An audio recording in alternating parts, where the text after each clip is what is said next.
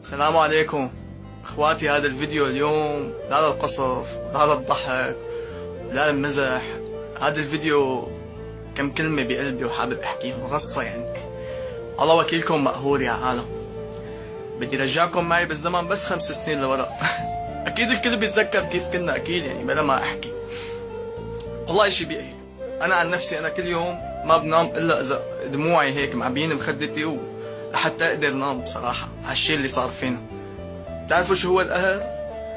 القهر انه عم تشوف بلدك عم تتدمر قدامك ومو طالع بايدك تساوي شي. بتعرفوا شو هو القهر؟ القهر انه حرموك من اعز ناسك واهلك ورفقاتك وكمان مو طالع بايدك تساوي شي. بتعرفوا شو هو القهر؟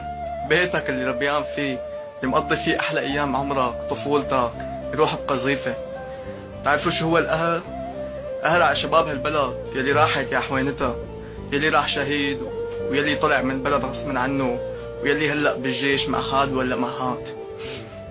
بتعرفوا شو هو القهر؟ لما يجي واحد يمسكني بالشارع يقول لي انت شو جابك لعنا؟ انت سوري لاجئ. بتعرفوا شو هو القهر؟ لما يجي واحد من برا يسألني كيف سوريا؟ شلون اوضاع بسوريا؟ وانا اطلع فيه بنظرة وقلبي مفحم من جوا بقول له عنا الاوضاع الحمد لله ما في اشي. بتعرفوا ليش؟ لانه اذا بدي جابه ما ولا ب10 سنين بخلص اللي بقلبي، لانه اللي صار فينا ما صار بحدا تاني. شو بدي اقول له ولا شو بدي احكي له؟ بيقولوا خليها بالقلب تجرح ولا تطلع وتفضح. وانا من عندي بقول حسبي الله ونعم الوكيل بكل واحد شارك بدم الشعب السوري.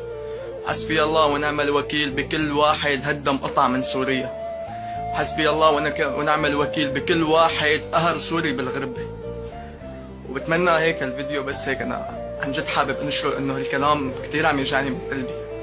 بتمنى كل واحد يدعي دعوة من قلبه على سوريا.